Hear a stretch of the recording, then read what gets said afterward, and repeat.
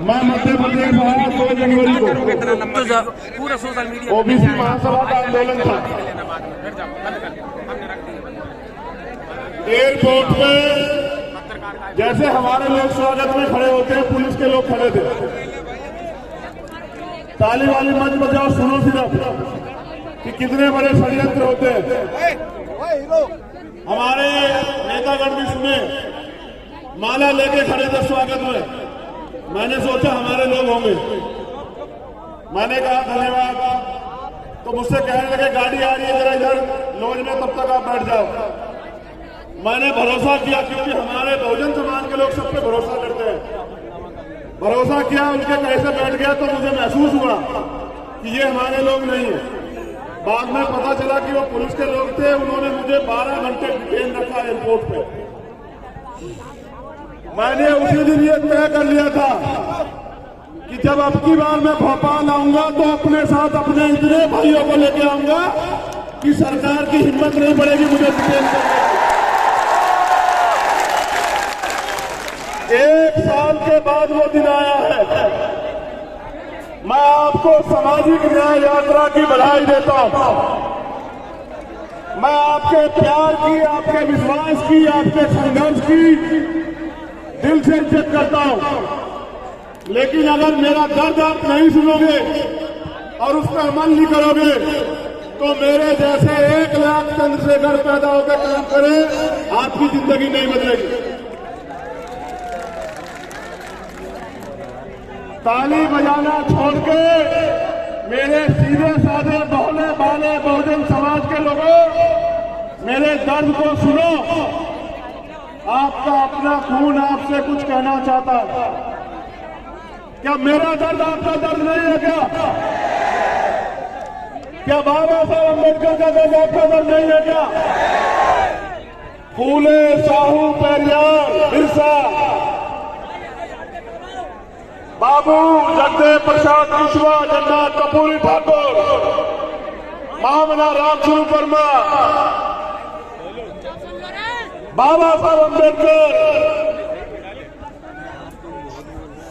माँ झलकारी बाई, माँ वंशिका बाई, माँ उमादेवी पासी, माँ रमा बाई, माँ सावित्रीबाई फूले, माँ फातिमा सेठ, मान्यवर जीना माना वाल्मीकि और मान्यवर काशीराम साहब का दर्द आपका दर्द है या नहीं? बताओ।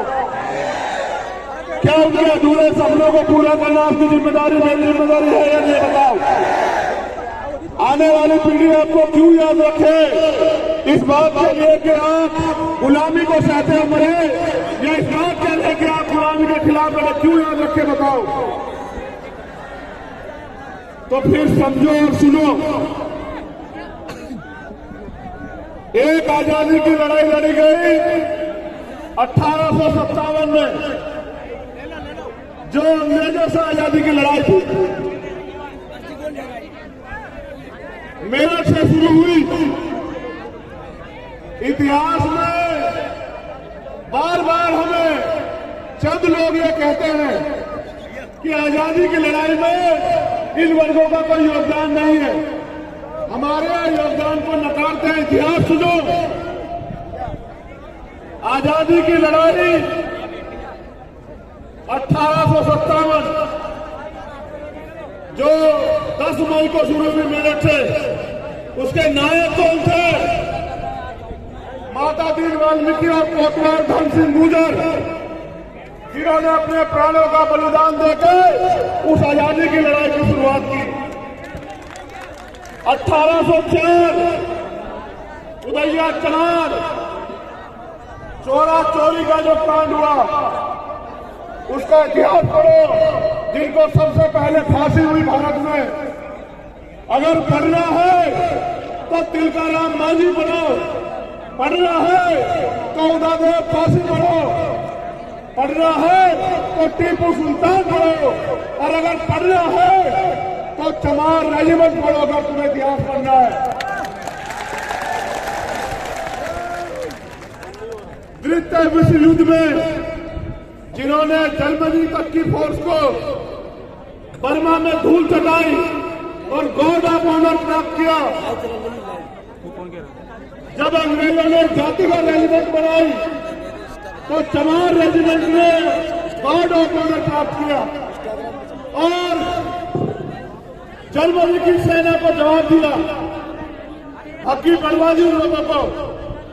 फिर वो वापस जीत के आए।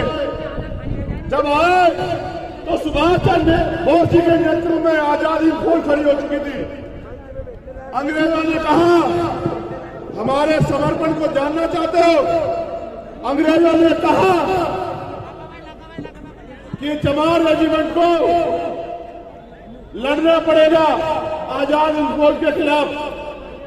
तो हमारी रेजिमेंट के लोगों ने कहा कि आजाद हिंद फौज के लोग देश के लिए लड़ रहे हैं, हम लोग उनके खिलाफ नहीं लड़ेंगे किसी भी कीमत पे। कीमत चुकानी पड़ी। उन्होंने कहा तुम्हारी रेजिमेंट खत्म कर देंगे। रेजिमेंट खत्म करवा ली, अपनी नौकरियां खत्म करवा ली, लेकिन अंग्रेजों के कहे से वो अपने देश के लिए लड़ने वाले आजाद हिंद फौज के खिलाफ नहीं लड़े। ये हमारा इतिहास है। ये लोग रोज बात करते हैं कि भीम आर्मी को बॉर्डर पर जाना चाहिए। मैं तो कह रहा हूं बनाओ रेजिमेंट, उन्हें बनाओ जाति की रेजिमेंट, या तो जाति की रेजिमेंट खत्म करो सारी, या फिर बनाओ और देखो जो बहुजन होगा। बनाओ पूरा रेजिमेंट, बनाओ यादव रेजिमेंट, बनाओ लोधी रेजिमेंट, बनाओ चमार रेजिमेंट, बनाओ किस्मा रेजिमेंट। और देखो हमारा जोर कि हम शहीद आजम सरदार भगत सिंह और उधम सिंह की तरह अपने खून का एक कतरा अपने देश की मिट्टी की जगह कुर्बान न करते रहते हैं। अपने मुल्क के लिए हमने क्या नहीं सहा? हमने लाठियां खाई, हमने जातिगत अपमान सहा, हमने अन्याय सहा, हमारी बहन बेटियों को अत्याचार किया गया, हमारे बड़ों की पगड़ी उछाली गई, हमें अधिकारों से वंचित रखा गया।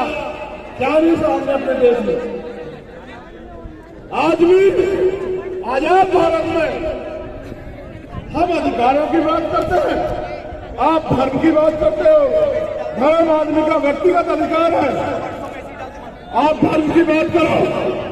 लेकिन आजादी के इतने दिन बाद अगर इतने बड़े वर्गों के अधिकारों की बात नहीं करोगे तो अभी ये देश में नहीं चलेगा। ये बताने के लिए हम लोग भोपाल में आए। जिन्हें इतिहास जानने का शौक हो और जो इतिहास को चुराना चाहते हो वो इतिहास को पढ़ो। क्या जानते हो प्रतिहार के बारे में?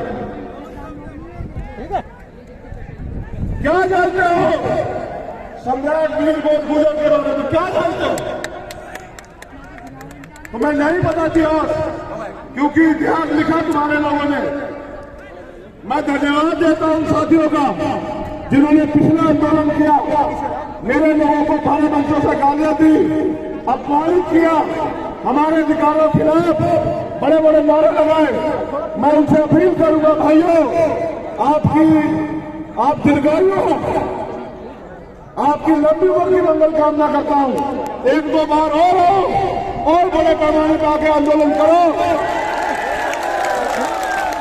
जिससे मेरा टूटा फूटा बहुजन समाज एकजुट हो जाए। तुमने एक आवाज लगाई, आज ये मंच देखो, आज ये मंच देखो। तुमने एक बार हमारे अधिकारों के खिलाफ आंदोलन किया, मैं आपका स्वागत करूंगा। आप पूरे आगे करो मेरे भाइयों, आप दीर्घायु हो, आपके लिए मंगल कामना। जो काम मैं नहीं कर पा रहा था वो आपने करके दिखाया, आपका कोटि कोटि धन्यवाद।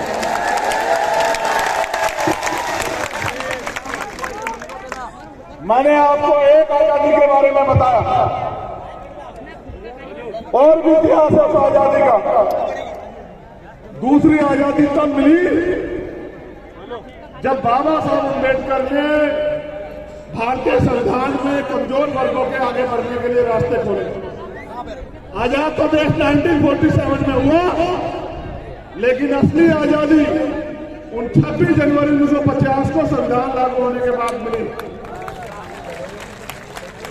अगर हमारा राष्ट्रीय पर्व है तो वो 26 जनवरी 1950 है।